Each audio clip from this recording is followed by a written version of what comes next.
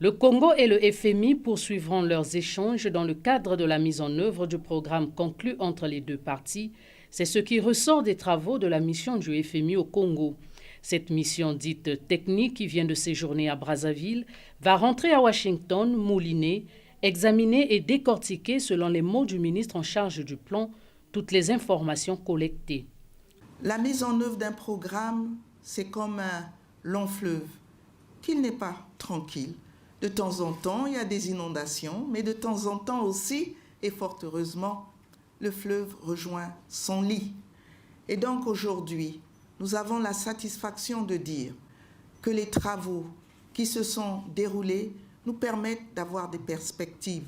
Le Fonds monétaire reviendra afin que nous puissions continuer ensemble à mettre en œuvre le programme. La mise en œuvre du programme, c'est de l'assistance technique par des conseils. Ce sont des appuis financiers qui sont subordonnés justement aux efforts constatés que le Congo met en œuvre. Aucun autre détail des conclusions de cette mission technique du FMI n'a filtré.